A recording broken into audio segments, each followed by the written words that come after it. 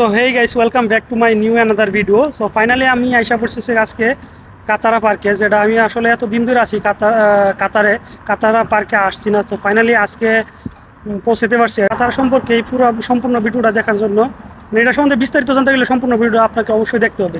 So let's check it out.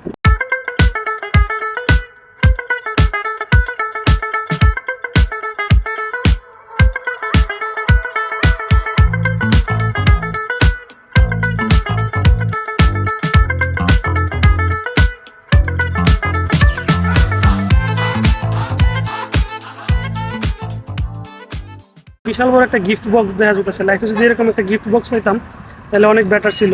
এই gift বক্সটার ভিতরে কী আছে আসলে অ্যাকচুয়ালি জানা নাই। এটা যদি উন্মোচন করে দেখতে পারতাম এটার ভিতরে কী আছে। এটা বেশি না, পুরো যে যত বড় বক্স আছে এর ভিতরে কিছু অংশ দিলে মনে করে কি আজকে অনেক কিছু করতে পারতাম। সো গাইস, কাতারাতে এত বড় বড় দুইটার উপর ট্রাক আছে, যেটা আমি আসলে দেখে একটু এত বোম হয়েছি। এই যে এত বড় রোবট বাইক, সবাইটার সাথে ফটো তুলছে। এন একটা আছে, এই যে পিছনে একটা আছে। সো গাইস, বিপ্লব আমার দিছে ফটো তুলে দিতাম, ঠিক আছে। এর মোবাইল দিছে, এর মোবাইল রেখে দিছি, আমার মোবাইল একটু ট্রাই করতেছি আর কি। আর আমার যে পরিস্থিতি বানাই দিছে গাইস, এটা লেডিস বানাইছে না কি বানাইছে আমি জানি না। আমার ব্যাগ দিছে হলো গলার ঝুলায়, এটা কেমনে দিছে এটা এটা কি কমো ভাই, মাঝে মাঝে ওরকম সিচুয়েশনে ফেলাই দেয়, মানে কি কমু, কিছু বাসা খুঁজে পাই না যে কি বলবো।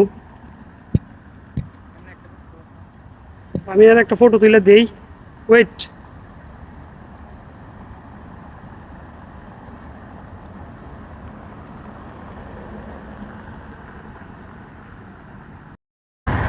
সো গাইস, এটা হচ্ছে বিপ্লবের ফাইনাল ফটো, যেটা ক্যাপচার করছি, দুইটা ফটো তুলছি।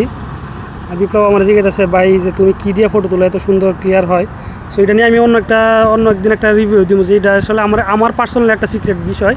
সো এটা নিয়ে অন্য একদিন সবার মাধ্যমে এটা রিলিজ করুম আর কি। সো এই জিনিসটা আমার কাছে সবচেয়ে বিরক্ত লাগতেছে। সো আমি এখন কিছু ফটো তুলি, সো বাকিটা পরে এরিয়াটা পুরোটা ঘুরবো আর কি। সো দেখো কত সুন্দর একটা এরিয়া ভাই, জাস্ট মানে দেখার মতো ভাই। এতদিন ঘুরছি না, এখন মন বেড়ে ঘুরতেছি।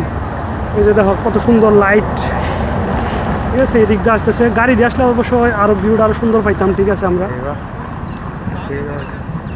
সো কিছু ফটো তুলি, যেটা থাম্বনেল লাগে আমার ব্যবহার করতে লাগবে। আমি আরম্ভরে হারিয়ে গেছি কত কই কখনো। সো গাইস, আমরা এখানে ভিডিও করতেছি বা ভিডিও শ্যুট করতেছি। আর এই যে ওই পাশে দেখা যাইতেছে না কিনা এখান থেকে আমি জানি না, ওই পাশে হৃদয় একা একা দাঁড়া রয়েছে, কী কারণে জানি না। আমরা জানিও না, আমরা না বলে চলে গেছে গাইস। এরকম হইলে কি চলে, মানে এর কত হয়েছে আর আমি ফসাই, কিন্তু ঠিক আছে। কিন্তু তার একটাই রিকোয়েস্ট বা তার সবসময় একটাই চাওয়া যায়, ফটো তুলতে লাগবে, প্রচুর পরিমাণ ফটো তুলতে লাগবে। এই ফটোগুলি কারে শেয়ার করে বা কারে দেয়, এটার সিক্রেট রহস্যটা বাইর করতে লাগবে। এটা নিয়ে একটা জিডি করতে লাগবে আমার, যে এই এতগুলো ফটো কারে দেয়। এত ফটো তো ভাই আমরা তুলি না। সো একটু রুটটা পার হয়ে যায়, কেন দাঁড়াইছিস কে লেগা, কেন দাঁড়াইছিস কে লেগা? উপরে যাবি নাকি উপরে যাইব? যেটার উপরে কই দেন, কই দাঁড়ায় আছে। সো গাইস, এরকম যদি করে কেমনে কাজ করি তাদেরকে নিয়ে বলেন। একটা রিয়ার কথা বলতে গেলে কি, আমি ইদানিং যেভাবে ভিডিও শ্যুট করা শুরু করছি, আসলে ভিডিও থাম্বনেল দেওয়ার জন্য ফটোটা পর্যন্ত তুলতাম মনে থাকে না আর কি। এটা হচ্ছে এখন মানে ভিডিওটার প্রতি এত মানে এডিক্টেড বা বলতে পারেন নেশা হয়ে গেছে ভিডিও করাটা। বা এটা এত ভালো লাগে আমার কাছে ভিডিও করাটা, এটার মধ্যে এত আনন্দ পাই আমি নিজেও জানি না। সারা রাত পার করে দিই এটার মধ্যে এত নেশা পাইছি, এটা কী কারণে পাইছি আমি জানি না। কিন্তু সব কিছুই ঠিক আছে, কিন্তু শুধু একমাত্র দরকার হয়েছে কি আপনাদের সাপোর্টের। আমি প্রত্যেকটা ভিডিওতে বলি, এখনও বলতেছি, আপনাদের বেশি বেশি সাপোর্টের দরকার। কিরে কই গেছিলি?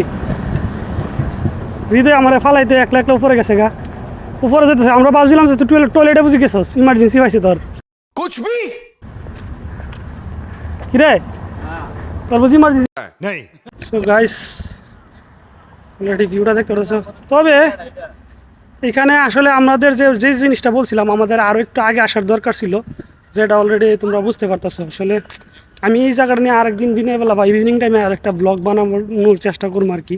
আমি জানি এই পার্কটা কাতারের মধ্যে যতগুলো পার্ক আছে সবগুলো পার্ক থেকে একটু ব্যতিক্রম বা একটু অন্যরকম বা উন্নত সব দিক দিয়ে মানে মানে একটা পার্ক দেখার মতো আর কি, দেখার মতো একটা পার্ক।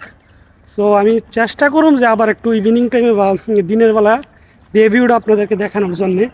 তো আজকে আসছি, অত মানে আসতে পারতাম যে টাইমে বের হয়েছিলাম শুধু একমাত্র বিপ্লবের কারণে, যেটা আপনারা এর আগে একটা শর্ট মানে এই ব্লগটা শুরু করার আগে একটা ভিডিও আমি দিছি, যেটাতে আপনারা দেখতে পাচ্ছেন। আর আমার এটাই থেকে মোস্ট বেশি সমস্যা যে আমি যদি কন্টিনিউয়াসলি কথা বলি, যেটা আমার ব্রেথিং নিতে সমস্যা হয়ে যায়, যেটা আগেও দেখছো এখনও তো হয়। এই সমস্যাটা আমি জানি না কী কারণে হয়। সো দেখতে থাও এই ব্লগটা।